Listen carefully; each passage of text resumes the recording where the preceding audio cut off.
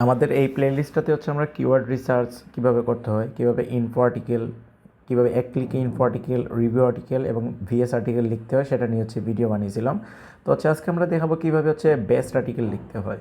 তো মূলত বেস্ট আর্টিকেলটা হচ্ছে বিং ফোকাসড একটা কিওয়ার্ড টাইপ, মানে কিওয়ার্ড আর্টিকেল টাইপ। কারণ হচ্ছে কি, আপনি যেমন ধরেন বেস্ট বেস্ট লিখে, যেমন ধরেন বেস্ট, আপনি যদি মনে করেন এয়ার ফ্রায়ার বেস্ট, আপনি ফোর লিখে দেন যে কোনো একটা কি, যেমন ধরেন family of four, best year fryer for family of four, এই টাইপের কিওয়ার্ড লিখে সার্চ করলেন, দেখবেন যারা প্রথমে আসছে the Spurs, good housekeeping, food network, মনে করেন ক্যাটো কানেক্ট, এরা কিন্তু প্রত্যেকেই হাই ডোমেন অথরিটি আলা সাইট, মানে প্রত্যেকেরই ডোমেন অথরিটি 80-র উপরে, 90-র দিকে, মানে এগুলো টপ ডোমেন অথরিটি। আপনি যদি মনে করেন বেস্ট রিলেটেড কোনো কিওয়ার্ড লিখে গুগলে সার্চ করেন, তাহলে স্বাভাবিকভাবে হচ্ছে একদম মানে অনেক হাই ডোমেন অথরিটি, অথবা যারা প্রোডাক্ট সেল করে যেমন আমাজন, ওয়ালমার্ট, ওই টাইপের ওরা আসবে। কিন্তু সেম জিনিসটা আপনি বিংয়ে সার্চ করলে ডিফারেন্ট রেজাল্ট আসবে। তার আগে হচ্ছে আমি মূলত আমার এই কিওয়ার্ডটা একটু লিখে সার্চ করে রেখে দিই, যেন ওরা ডাটা কালেক্ট করুক। দেন আমি দেখাই আপনাকে, সেম কিওয়ার্ডটা লিখে যদি আপনি বিংয়ে সার্চ করেন, দেখেন প্রথম দিকে যারা আসবে, over cook guy, house and beyond, home tech birdie, মানে প্রত্যেকের কিন্তু কিচেন অ্যাডভাইসের, যেমন আপনি মনে করেন এখানে গেলাম, দেখেন ওদের কিন্তু একটা ফিচার ইমেজটা পর্যন্ত নাই, এবং এগুলো কিন্তু বিভিন্ন প্লাগ ইন দিয়ে দেওয়া, প্লাগ ইন দিয়ে দেওয়া, দেন সামান্য একটু কিছু লেখা। এগুলো কিন্তু আপনি মনে করেন এই ওয়েবসাইট যেহেতু র্যাঙ্ক করছে, আমি এই ওয়েবসাইটটা একটু ঢুকে দেখি, দেখেন কোনো ইমেজেরই আছে, কোনো আর্টিকেলেরই ফিচার ইমেজ বা কোনো কিছু দেওয়া নেই। এখানে দেখেন একটা দেওয়া, এটাগুলো ভেঙেই গেছে এই আর্টিকেল। আচ্ছা, তো ওরা কিন্তু হচ্ছে কি একদম মনে করেন ওই বিভিন্ন দিয়ে লেখা, মানে ওয়ান ক্লিক আর্টিকেল লিখে এই টাইপের জিনিস দিয়ে লেখা। তো এই টাইপের জিনিসগুলো কিন্তু র্যাঙ্ক করতেছে। এর মানে হচ্ছে এই টাইপের আর্টিকেল, মানে বেস্ট রিলেটেড আর্টিকেল কিন্তু বিংয়ে আপনার মনে করেন যারা র্যাঙ্ক করে, মানে আপনি লো ডোমেন অথরিটি সাইট নিয়ে হলেও আপনি র্যাঙ্ক করতে পারবেন। তো সেক্ষেত্রে হচ্ছে কি, আপনি যদি বিংয়ের জন্য আর্টিকেল লিখেন, যেহেতু বিংয়ের ইউজার সংখ্যা কম, তাই মনে করেন এত টাইম নিয়ে আপনি আর্টিকেল লিখে পোষাইতে পারবেন না। মানে অনেক টাইম নিয়ে আর্টিকেল লিখলেন, দেখা গেল আর আরেকজন হচ্ছে অনেক বেশি আর্টিকেল লিখলো, একদিনে 50-60টা, তো দেখা যায় যে আপনার চাইতে সে বেশি কোয়ান্টিটি মেটার করার কারণে সে বেশি ট্রাফিক জেনারেট করতে পারবে। তো হচ্ছে আমরা এই জন্য বিংয়ের জন্য আর্টিকেল লিখবো, এত বেশি টাইম নিব না, এক ক্লিকে, সর্বোচ্চ 2 ক্লিক, মানে এক ক্লিকে আর্টিকেল লিখে দেন সুন্দর এটাকে করে লিখে ফেলবো। তো সেজন্য হচ্ছে আমি আমার প্রম্পটটা ওইভাবে সাজিয়েছি যে প্র্যাকটিক্যাল ডাটা থাকবে, রিসার্চ বেসড ডাটা থাকবে। সেটার জন্য প্রথমে আমি জাস্ট কিওয়ার্ডটা তাকে দিলে সে বিভিন্ন ডাটা কালেক্ট করে, বিভিন্ন ওয়েবসাইট থেকে ডাটাগুলো কালেক্ট করে সে একটা আমাকে সামারি করে দিবে। তারপর হচ্ছে তার সাথে আমি সেটার উপরে আমার প্রম্পটটা দিব।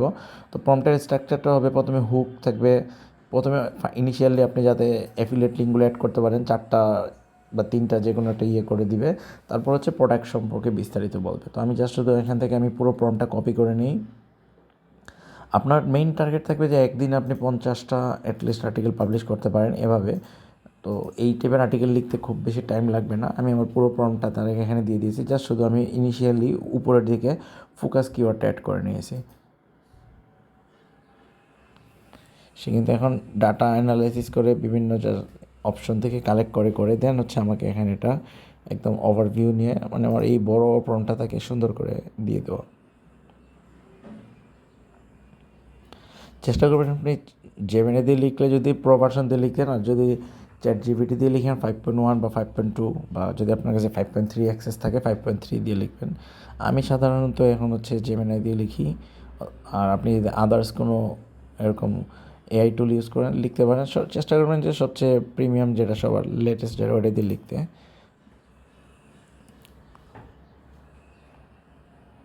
আচ্ছা, একটু টাইম লাগবে, কারণ এখানে প্রম্পটের মধ্যে কিন্তু অনেক টাইপের ইনস্ট্রাকশন দেয়া, তো এই ইনস্ট্রাকশন ফলো করতে গেলে তার আসলে একটু টাইমই লাগবে। সে প্রথমে সুন্দর করে দিয়েছে, দেন প্রোডাক্টের ক্ষেত্রে অ্যাড করছে। আপনি জাস্ট শুধু এখান থেকে এখন জাস্ট শুধু এটার রিডেবিলিটি স্কোরটা বাড়িয়ে নেবেন। এখানে সে তার প্রত্যেকটা জিনিসের সুন্দর করে লিখছে, কিন্তু এখানে অনেক বেশি টেক্সট হয়ে গেছে। আপনি জাস্ট শুধু এটার রিডেবিলিটি স্কোরটা বাড়িয়ে নেবেন। আমার প্রিভিয়াস যত প্রম্পট ছিল আপনি ওইখানে রিডেবিলিটি স্কোরে বাড়ানোর ইয়েটা পাবেন। আচ্ছা, এটাতে আমার অ্যাক্সেস দেওয়া নেই, আমি জাস্ট শুধু নিজের হাতে লিখে ফেলি।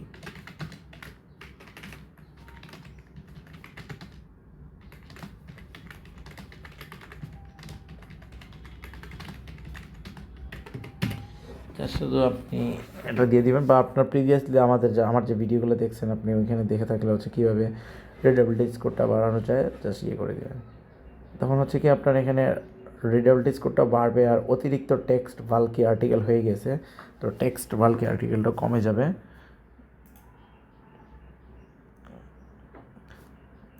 রিসেন্টলি কিন্তু জেমিনাই খুব ভালো মানে আউটপুট দিচ্ছে। আমি মনে করেন মানে আগে ChatGPT দিয়ে সব কিছুই লিখতাম, কিন্তু এখন হচ্ছে জেমিনাই দিয়ে লিখি, কারণ আমার কাছে জেমিনাইয়ের জেনারেশনটা খুব ভালো লাগতেছে ইদানিং।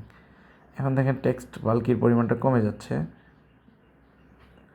এখন দেখেন আগের প্রতিটা জিনিসটা এখন সেই রিডেবিলিটি স্কোরটা অনেক বাড়িয়ে সুন্দর করে লিখে দিচ্ছে। তার সাথে আপনি এখান থেকে পুরোটা কপি করবেন, তাই ওইখানে আমি অন পেজ আছি, ওটা আপনাকে করে দেখাবো।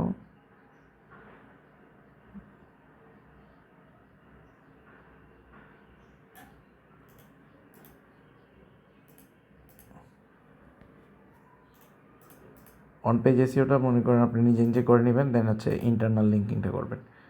তো সুন্দর করে টেবিল এড করে কুইক পার্টস, আপনি এখানে পয়েন্টের নাম দেওয়ার দরকার নাই। দেন বেস্ট ওভারঅল এখানে আপনি মনে করেন এই প্রোডাক্টের অ্যাফিলিয়েট লিঙ্কটা দিয়ে দিবেন।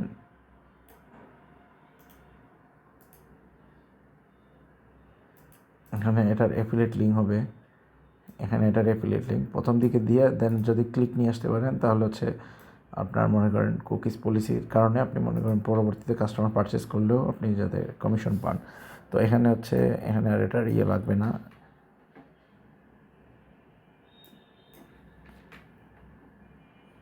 এখানে এই যেটা ছিল এইটার এই যে এখানের জায়গায় এটার ছবি বসাবেন, এই প্রোডাক্টের নামের জায়গায় এটার ছবি বসাবেন, আর ইনিশিয়ালি এখানে এটার ইমেজ বসাবেন, মানে এটার ইমেজ লেখাটা মিটিয়ে দেন এখানে একটা ইমেজ বসাবেন।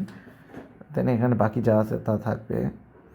এই যে এখানে এটার নাম থাকলো, দেন এখানে একটা ইমেজ বসবে। আমি যা শুধু আমার যে এডিটর আছে তাকে আমি সহজে বোঝার জন্য এই কিওয়ার্ড আমার কিচেন রিলেটেড সাইটে পাবলিশ করবে, তো আমি তাকে যার সাথে এটা বোঝার জন্য এটা পাঠিয়ে দিব এভাবে যে এখানে ইমেজ বসাবে, এটার পরে এখানে একটা ইমেজ বসবে। এখানে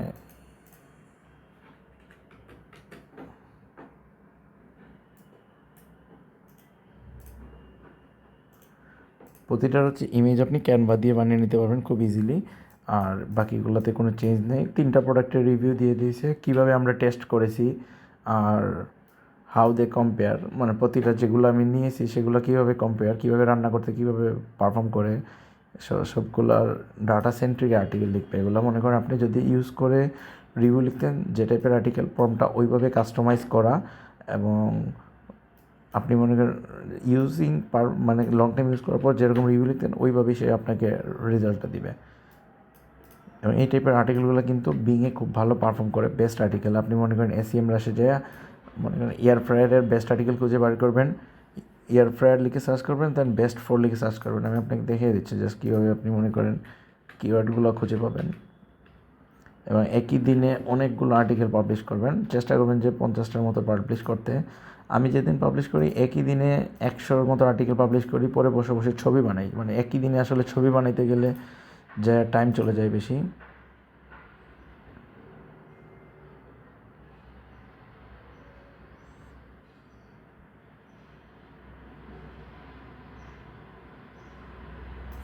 আপনি মনে করেন এয়ার ফ্রায়ার নিয়ে আর্টিকেল লিখবেন, জাস্ট শুধু এখান থেকে এয়ার ফ্রায়ার,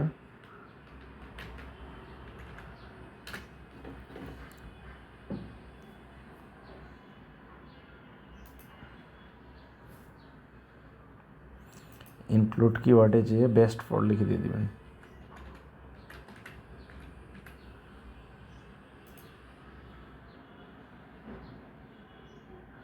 দেন দেখেন best air fryer for 2 people, মনে করেন এটা আমার লাগলো best air fryer for French fry.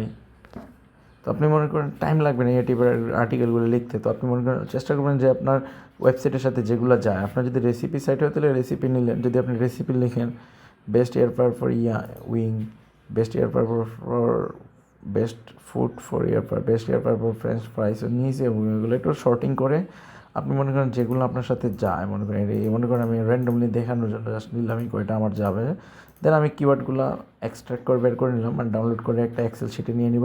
দেন আমি মনে করি একই দিনে বসে বসে কন্টিনিউয়াসলি আর্টিকেল লিখতে থাকবো এবং প্রোডাক্টগুলো প্রমোশন করতে থাকবো। তো এভাবে যদি মনে করেন আপনি কন্টিনিউয়াসলি করতে থাকেন, তখন হচ্ছে কি আপনার মোটামুটি একটা সেল জেনারেট হবে। আমার সাইটটাতে হচ্ছে এই ইরান ওয়ারের পর দেখেন ইদানিং কিন্তু ভালো পরিমাণে ক্লিক আসতেছে দেখেন, কিন্তু আমার ক্লিক অর্ডার রেটটা কমে গেছে। কিন্তু আগে দেখেন প্রতিদিন যেরকম অর্ডার এবং কমিশন রেটটা অনেক হাই ছিল, এই যুদ্ধের কারণে এখন রিসেন্ট ডেটেগুলোতে আমার যেমন এই মাসে অলরেডি 8 দিনে মাত্র 2টা অর্ডার আসছে। গতদিন আমি এটার জন্য আবার একটা পোস্টও দিয়েছিলাম যে 121টা ক্লিক, আগে 121টা ক্লিকে অ্যাটলিস্ট 10-12টা বা 15টা অর্ডার থাকতো। এখন কিন্তু এই যুদ্ধের পর থেকে আসলে অর্ডারের রেটটা ক্লিকের তুলনায় অর্ডারের রেটটা কমে গেছে, কিন্তু আমার ট্রাফিকটা বাড়তেছে ওয়েবসাইটে এবং ক্লিকের পরিমাণটা, এটা আমার নতুন একটা ড্যাশবোর্ড দেখেন, আগের থেকে বর্তমানে ক্লিকের পরিমাণটা অনেক বাড়ছে। প্রতিটা ইয়েগুলো কিন্তু বড় বড়, মানে প্রতিদিন কিন্তু 32টা ক্লিক, মানে এরকম 20টা 25টা করে ক্লিক আসতেছে। তো কিন্তু সে অনুপাতে অর্ডার পড়তেছে না। আবার আমাজনের হচ্ছে পলিসিটা আপডেট হয়েছে 14 তারিখের পরে, অর্ডারের পরিমাণটা আসলে কীভাবে হয় সেটা নিয়েও অনেকটা দ্বিধাদ্বন্দ্বে আছে। কারণ ওরা বলতে চাচ্ছে যে আমার মনে করেন আগে সব টাইপের প্রোডাক্ট আপনি ক্লিক করার পর 24 তারিখের মধ্যে, মানে 24 ঘন্টার মধ্যে যে কোনো প্রোডাক্ট পারচেস করলেই হচ্ছে ওরা কমিশন দিত। কিন্তু রিসেন্টলি আবার বলতেছে যে না, সেম ক্যাটাগরির মানে ওই এসআইএনের সেম ক্যাটাগরির প্রোডাক্ট না হলে মানে কমিশন দিবে না। তো দেখা যাক আসলে আমাজন এফিলিয়েটটা কীরকম করে, মানে বিকল্প, মানে 14 তারিখের পর বুঝতে পারবো যে না আসলে কন্টিনিউ মানে করা উচিত হবে কি না। মানে খুব দ্বিধাদ্বন্দ্বে আছি রিসেন্টলি, কারণ আগের এতটি পরিমাণে এক ক্লিক থাকলে অনেক অর্ডার আসতো, মানে 121টা ক্লিকে অ্যাটলিস্ট 10টা প্লাস তো অর্ডার থাকতোই, সেখানে অর্ডারের পরিমাণ কমে মাত্র হয়ে গেছে 2টা। তো এই মাসে মনে হয় না খুব বেশি যে আর্নিং করা মানে হবে আর্নিংটা।